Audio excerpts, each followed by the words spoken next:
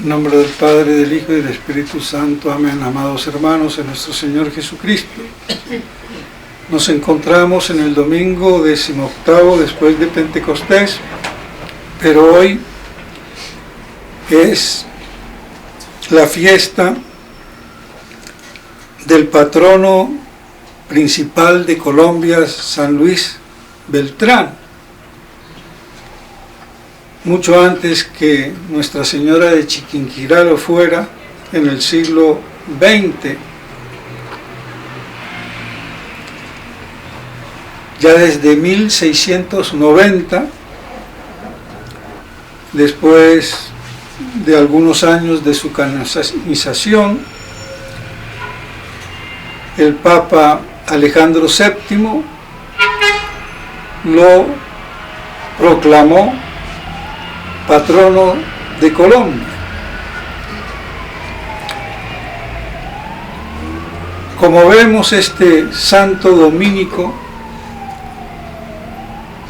fue un santo, pero no uno más del montón, porque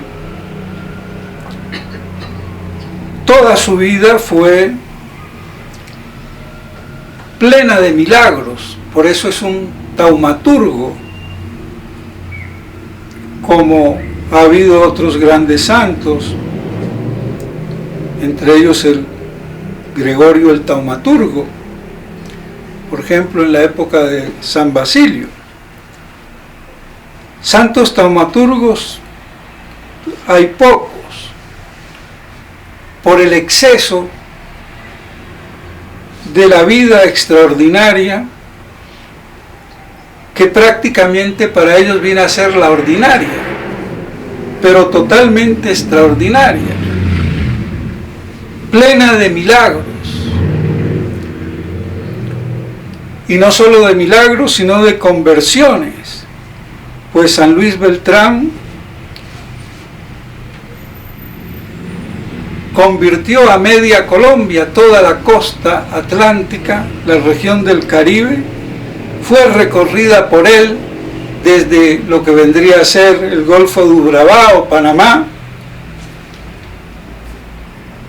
hasta el Cabo de la Vela en La Guajira, ya en los confines con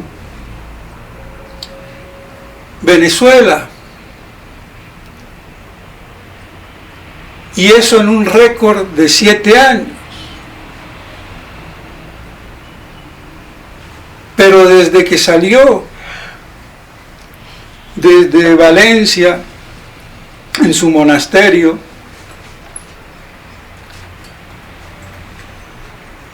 que no hay que olvidar, era familiar de San Vicente Ferrer. Él vendría a ser el sobrino en 6º grado de San Vicente Ferrer, que también era valenciano, y un gran santo y apocalíptico, y también milagros por doquier. Hasta se atrevió a decir, y lo dijo sin ningún atrevimiento, porque que era el ángel del Apocalipsis, y hizo resucitar en Salamanca a una difunta, por si fuera poco.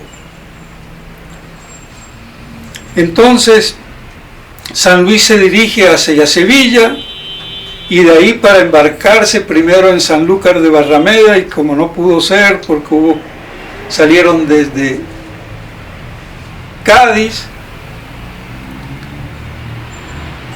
y llega a Cartagena de Indias en el 1533. Cartagena no es lo que conocemos ahora, y no me refiero a la parte moderna, sino al antiguo, al casco céntrico. No existía como tal las murallas, ni toda la parte histórica que vemos ahora. Tenía apenas, si acaso, 30 años de ser fundada. Entonces llegó cuando todavía Cartagena no es lo que hoy vemos en su parte histórica. o colonial. Y pues bien, no más de llegada, antes de arribar a puerto firme, hubo un accidente, se cayó una polea del barco y casi le partió la cabeza a uno de los compañeros, y a San Luis le hirió la pierna que lo dejó cojo toda su vida. Él no se pudo curar la cojera, pero sí curó al amigo, pues ya cuando esperaban que no pasaría de 24 horas, él habiéndole puesto un paño en la cabeza, al otro día estaba curado. Ya sin llegar ya había hecho ese milagro. Antes habría que decir que Santa Teresa le consulta a él por la fama sobre la fundación del Carmelo, y él se lo toma en serio, se demora en contestarle, pues después le dice que primero tomó consejo ante Dios pidiendo luces del cielo, y una vez que las obtuvo le da la respuesta diciéndole que no pasarían 50 años, que sería una de las congregaciones más famosas de la iglesia. Profecía, porque tuvo el don de la profecía, tuvo el don de lenguas, además del don de los milagros, el don de leer las conciencias. Es que lo tuvo todo.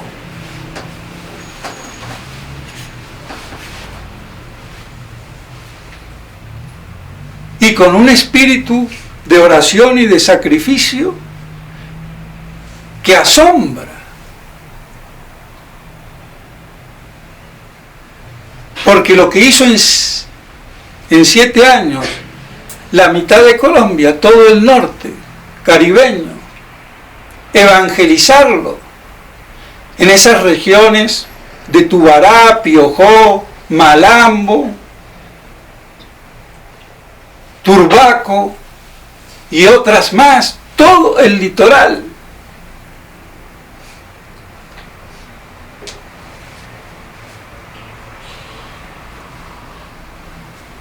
Y que después tuvo que volver. Sanaba, bendecía las alimañas, los animales salvajes en la selva, y no pasaba nada. Y los innumerables indios que bautizó, dicen que en la zona de Santa Marta bautizó 15.000 y así otro tanto en otras partes.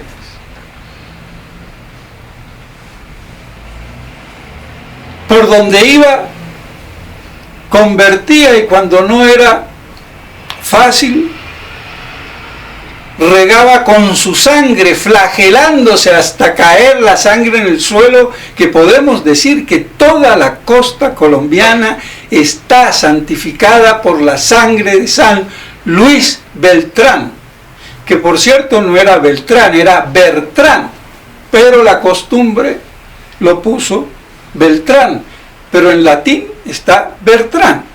Y él mismo decía, cuando le decían allá en España, ¿por qué le dicen Beltrán si yo soy Bertrán? Pero bueno, poco importa. La cuestión es que no había viernes que no se flagelaba. Y lo habían descubierto por casualidad.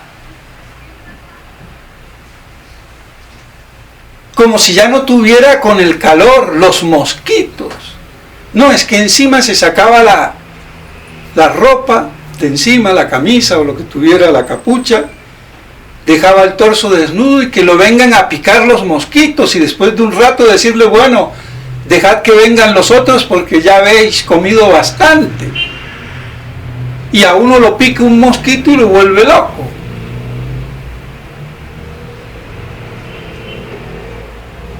No le gustaba llevar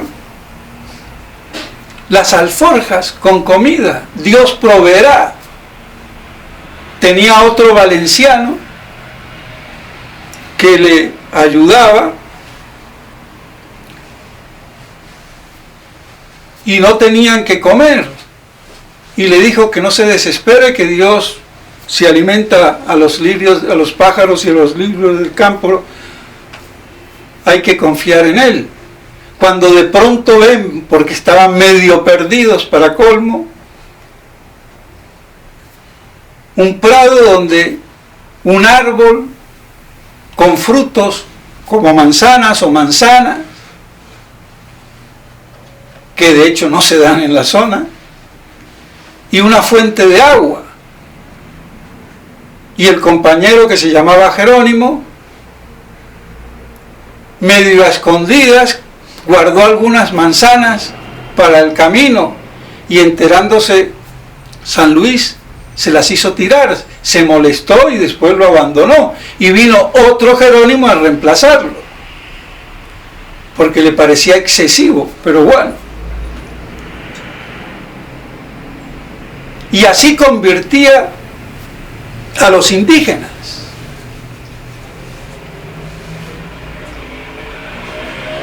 Le dieron veneno, no lo mataron, de milagro. Terminó convirtiendo a la gente. En una apuesta con un cacique, por ejemplo, y digo apuesta porque hicieron la apuesta que él tomaría el veneno que le daba el cacique, y si él moría, pues nada, pero si no moría, el cacique se debía de convertir. Y así lo hizo. Y no murió. El cacique se convirtió con toda la familia y la tribu.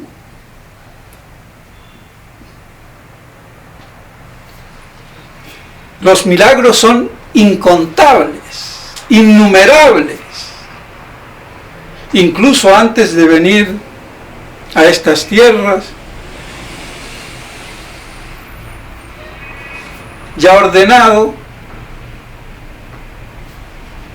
vio que su padre estaba a punto de morir. Puede llegar a tiempo y socorrerlo, y el padre decirle que la pena más grande que había tenido, que era notario, había sido cuando él decidió entrar de religioso, pero que ahora la dicha más grande es que lo venga a asistir en su muerte.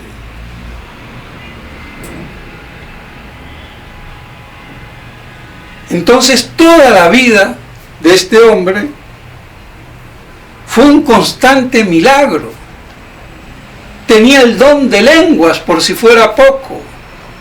Al principio tenía un indígena que le servía de traductor, pero no traducía bien o cambiaba un poco para no herir las supersticiones de los indios. Y en un momento dado parece que los mismos indios le decían: pero ¿para qué nos traduces si no hace falta? Te entendemos mejor que al indio. Y de ahí entonces comenzó a hablar directamente en español y todos le entendían, y él entendía a los indios. Y eso permanentemente.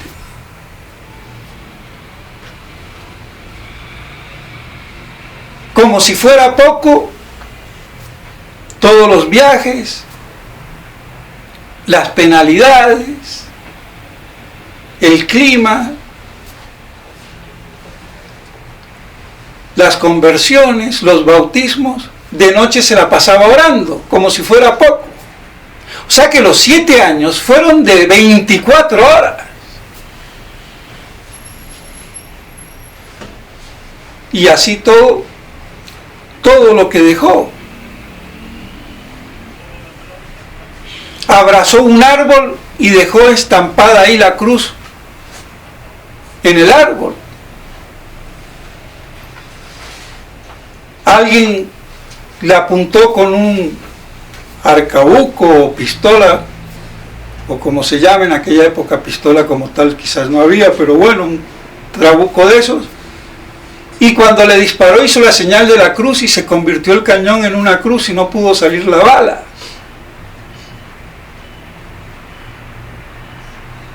Curaba de la lepra. Mejor dicho, ¿qué no hizo? Es que no es un milagro, ni dos, ni tres. Miles de milagros. Nada más con el de cada día. Hablarle a los indios sin saber una letra, palabra, de la lengua de los indígenas.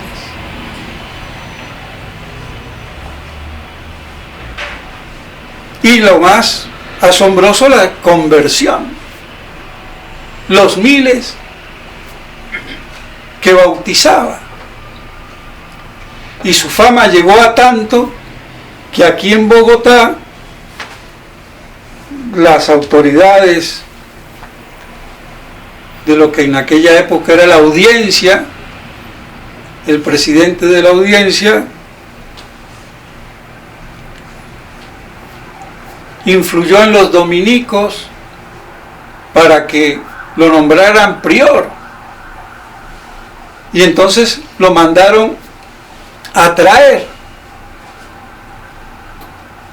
Y cuando venía a mitad de camino en el medio Magdalena, que tuvo que parar por cuestiones del viaje, le alcanzó el llamado que le hacían desde Valencia de que volviera de nuevo a España al convento. Y así se libró de ser nombrado el prior de los dominicos aquí en Bogotá.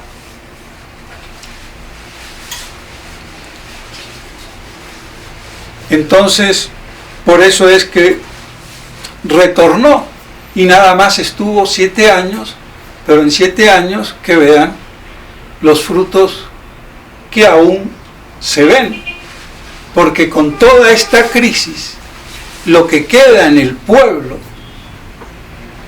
de la costa colombiana de fe es gracias a San Luis Beltrán. Y si en el pueblo de Santo Tomás, cerca de Barranquilla ni existía, todavía se flagelan en Semana Santa, ¿de dónde viene eso? Ciertamente de lo que habrán visto o oído y se ha transmitido de las flagelaciones que se hacía este buen hombre para empapar con su sangre esas tierras y convertirlas. Y lo que no pudo remediar era que si podía convertir a los indios, no pudo convertir a los españoles, a los conquistadores, encomenderos.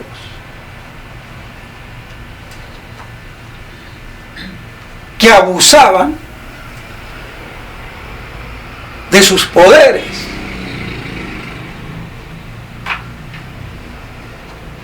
Y una vez, no sé si fue en Unciacurí o en Baranoa o por ahí, en un alegato con esta gente dura de corazón, diciéndole que se alimentaban de la sangre de los indígenas, cogió una arepa de maíz, la estrujó hasta que salieron gotas de sangre y les dijo así que estaban alimentándose de la sangre de los indígenas.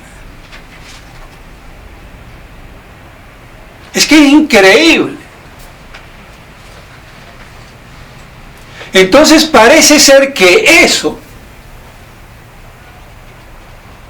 se le volvió una obsesión, una preocupación, que lo hacía sentir impotente inservible y pensara en que vinieran otros y hagan mejor que él, porque él hasta allá no podía con esta gente, los encomenderos, los conquistadores, que abusaban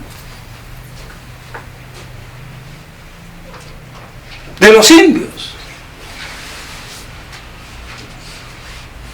Y este milagro de la arepa de maíz, estrujarla hasta que salieran gotas de sangre, prueba que era verdad.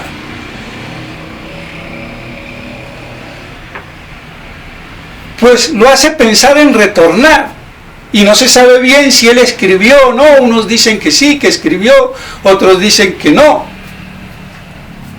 que nuestro Señor lo hizo devolver para no acongojarlo más. La cuestión es que, sea como fuera,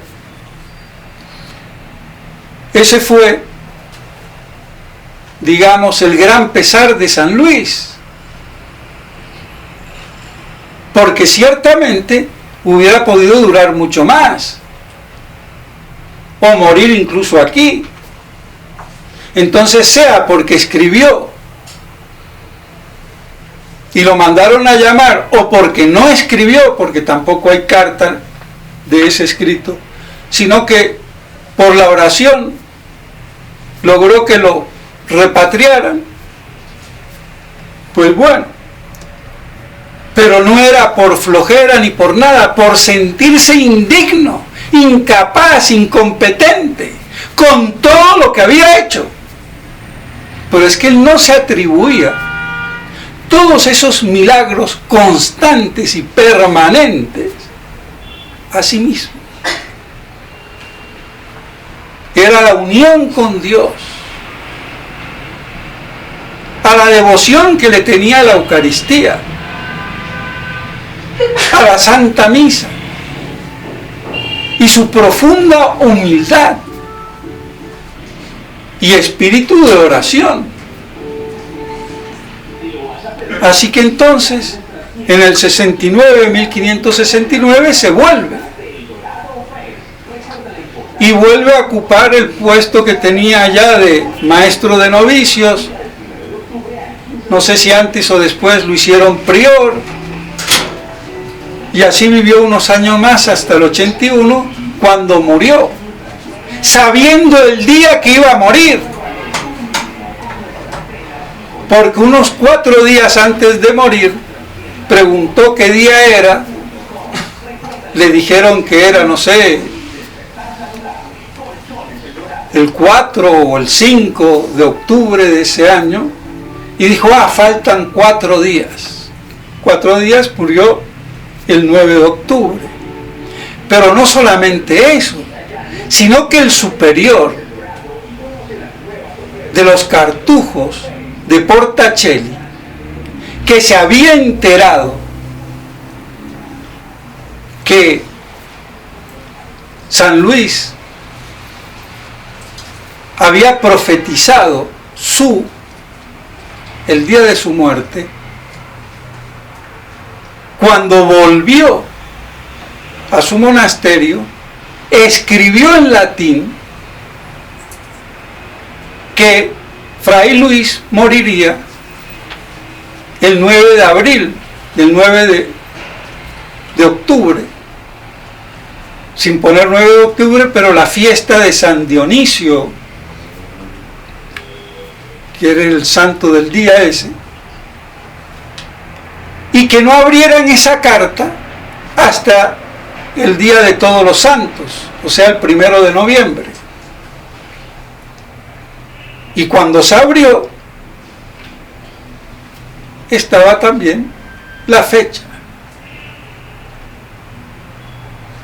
Pero por si fuera poco, cuando lo van a canonizar,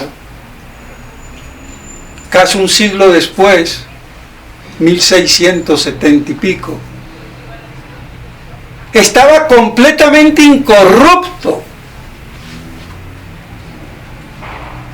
sin ningún signo de putrefacción, totalmente incorrupto, como si estuviera prácticamente durmiendo vivo.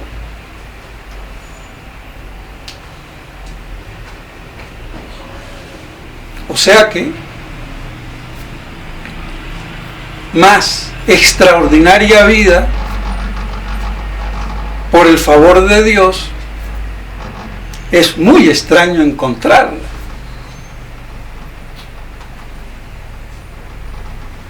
Y por eso entonces después, poco a poco de su canonización, el Papa Alejandro VII en 1690 lo proclama patrono de Colombia. Y ese es el gran patrono desconocido, porque hasta dicho sea de paso, la fraternidad afrancesadita no se ha enterado para festejar su fiesta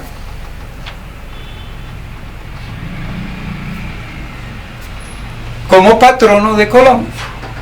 Y esto lo digo para que el padre Conque por lo menos se entere, o algún chismosito vaya y se lo diga, y por lo menos aprendan a festejar la fiesta de los santos, que no son solamente los de la Iglesia Universal, que hay que tener un poquito más de respeto y devoción a los santos particulares de la región, y sobre todo si son de primera categoría.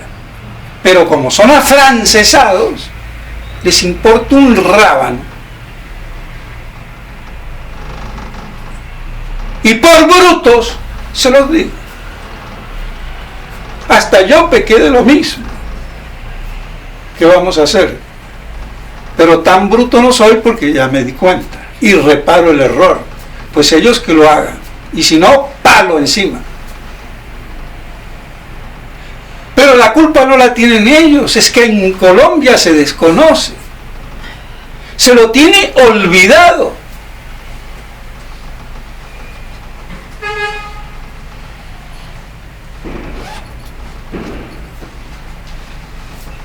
Así son las cosas.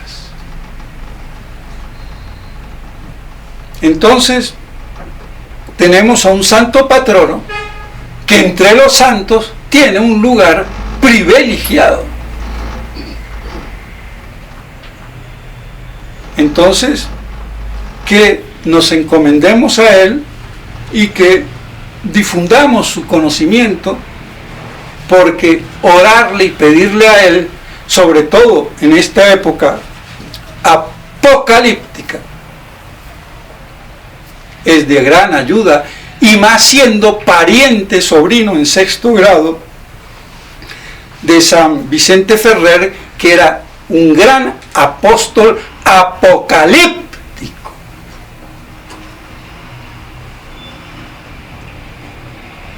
Y eso es lo que hoy necesitamos para tener una fe que resista a este embate apocalíptico de destrucción de la iglesia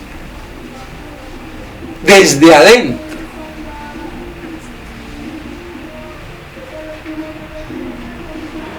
Pero si Colombia es quizás, o sin el quizás, era, y de pronto lo sigue siendo porque los demás son peor, el país más católico del mundo,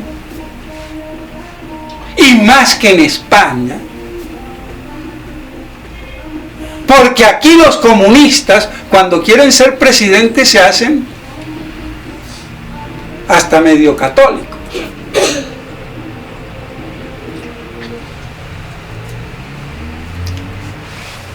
Los masones presidentes también hacían la consagración al Sagrado Corazón.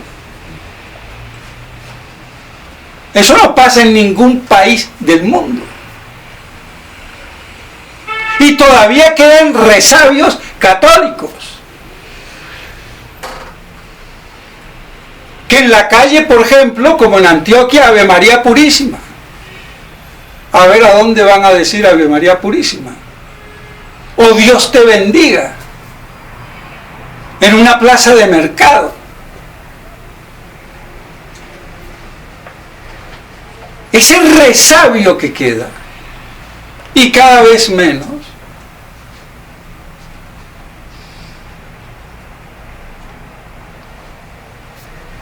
¿Gracias a quién? Al patrono, San Luis. No hay que ponerlo en duda. Además de ser una tierra bendecida por las múltiples manifestaciones de la Virgen. No hay país o región del mundo donde haya tantas advocaciones a la Virgen María. Ya lo decía Pío XII, Jardín de María. Entonces, si en ese sentido hay algo de bendición particular, pues aprovechémosla. Y así podemos, con la gracia de Dios, perseverar y no sucumbir ante esta crisis apocalíptica que no tiene reversa, marcha atrás,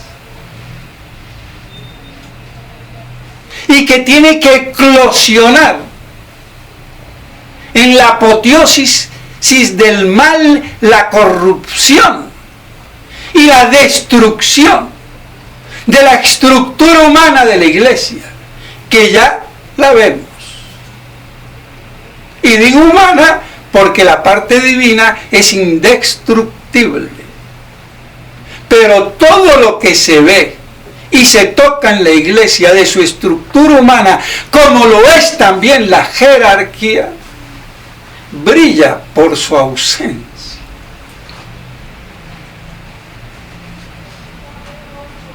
Porque la Iglesia oficial en el mundo y en Colombia es la oficialidad de la apostasía general y universal, de la contraiglesia, sinagoga de Satanás. Hay que tenerlo claro. Esto es lo que la mass media católica, los católicos a medias, no han entendido ni van a entender. Pero se los digo para que les entre o les reviente la piedra en la cabeza.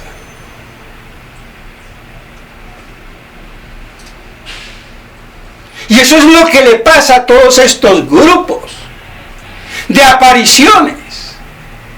Aquí Galat, el otro, ¿cómo se llamaba? O se llama porque está vivo, Arango. Hubo en la Argentina eruditos como Caponeto, Sebastián Randle, biógrafo de Castellani y compañía, o en Francia, o donde sea. O los padres estos, el argentino, que no te lo cuenten, o el padre Sáenz, argentino también, que no sé si ya estará muerto, ¿no? O otros padres que salen por ahí, o los youtubistas estos de Centroamérica, Puerto Rico, que traen a un padre tradicionalista y que me habla y todo, pero que no terminan de cuajar, porque no terminan de querer ver cuál es la causa, el origen, la fuente del problema.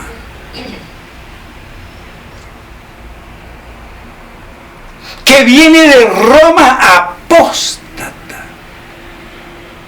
de la jerarquía oficial con el Papa a bordo como capitán, apóstata, herejes y cismáticos. Y eso le duele a un católico. Pero hay que ser lúcidos y no estúpidos, imbéciles. Y para eso hay que tener un mínimo de cultura teológica y jurídica para no dejarse meter el dedo en la boca.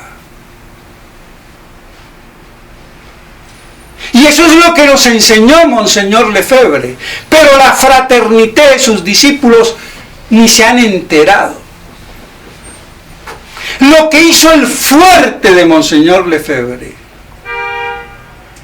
su inexpugnabilidad, su blindaje, era que se dio cuenta que a él nada ni nadie podía quitarle la fe, volverlo protestante. Bajo ninguna ley, ninguna jurisdicción, ningún papa, ninguna jerarquía. Porque hay que obedecer primero a Dios que a los hombres. Y no hay ninguna ley válida, justa, buena, que lo obligue, sino todo lo contrario, a mantener la fe. Y por eso desde el principio le importó un comino si lo excomulgaban, estigmatizaban o lo que fuera.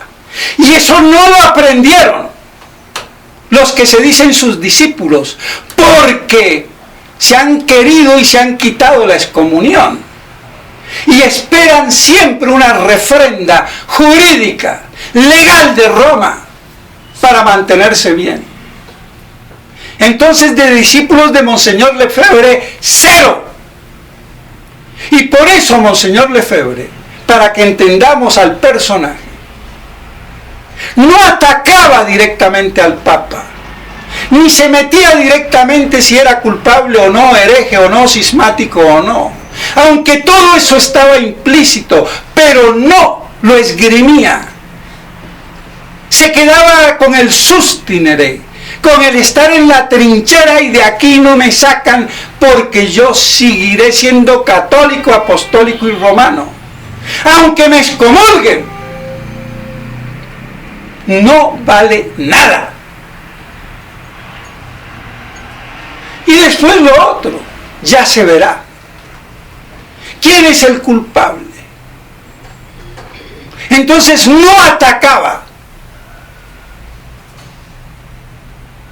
Aunque al final tampoco estos que se dicen sucesores de Monseñor Lefebvre y que son todos los miembros, sobre todo en la jerarquía de la fraternidad, que al último abrió la puerta para identificar al culpable en un papa que no lo fuera o que no fuera tal. Y de eso tampoco se enteraron. Pero es que no tienen ni lo primero. Y si yo no tengo lo primero, ¿qué voy a tener lo segundo? Mucho menos. Y por eso están como están.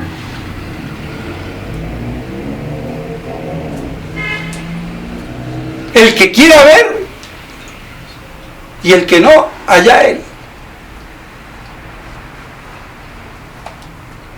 Pero estos son muy pocos los que los entienden. Lamento mucho.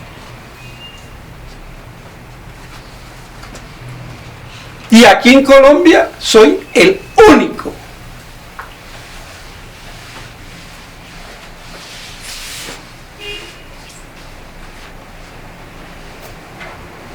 Porque ningún otro sacerdote aquí en Colombia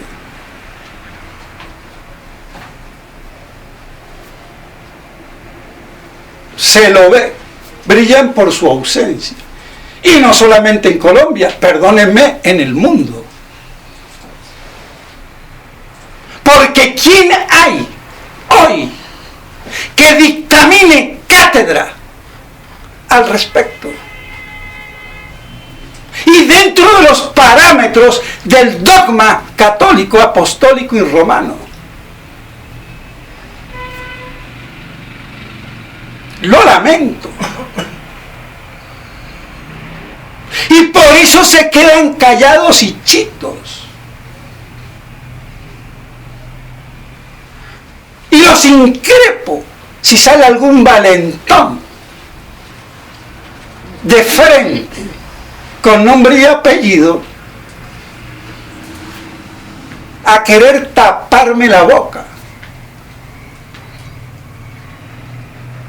Y le va bien porque yo le taparé la boca, la jeta, que no lo quería decir, y hasta la cabeza, como una piraña o serpiente o como quieran.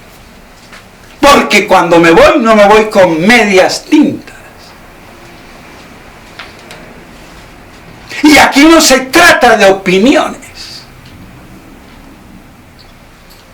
Pero como nadie tiene claro ni qué es la autoridad, ni qué es el magisterio, ni qué es la infalibilidad, ni qué es la fórmula de la consagración de la misa, porque hasta ni eso saben, lo lamento. Porque el que lo supiera se daría cuenta ipso facto de la invalidez de la nueva fórmula. Entonces, ¿qué? Ahí está. Entonces, mis estimados hermanos, alguien lo tiene que decir. Y antes que lo digan las piedras, pues que lo diga un enano como yo. Punto. Pero las cosas como son. Entonces, ¿qué más? Si estamos aquí en Colombia, de beneficiarnos de un santo patrón como es San Luis Beltrán, cuyo nombre verdadero es Bertrán, pero que bueno,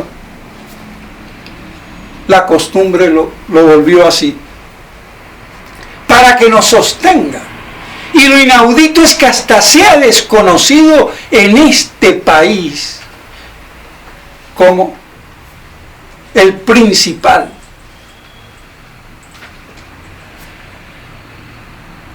protector, patrono del país, antes que fuera proclamada la Virgen de Chiquinquirá. Mucho después. Entonces eso nos da un estado de la mentalidad humana y de un país que hasta olvida quién es su patrón, o que olvida a uno de sus principales y el primer patrón, puesto por un papa, no por el clero diocesano del lugar.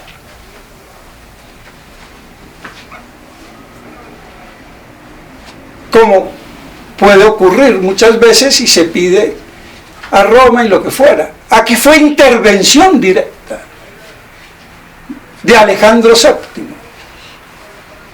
12 o 10 años después, más o menos, no sé si fue en el 71 o por ahí, que fue canonizado, y en el 90 proclamado encima patrono. Y si de eso no nos damos cuenta, ¿qué nos vamos a dar cuenta de muchas otras cosas que las estamos viendo, pero no?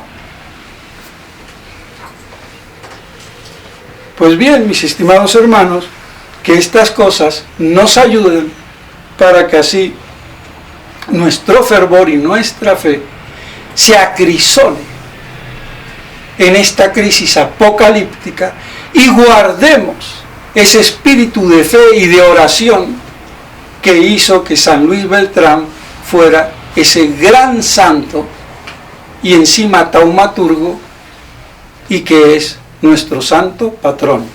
En nombre del Padre, del Hijo y del Espíritu Santo. Amén.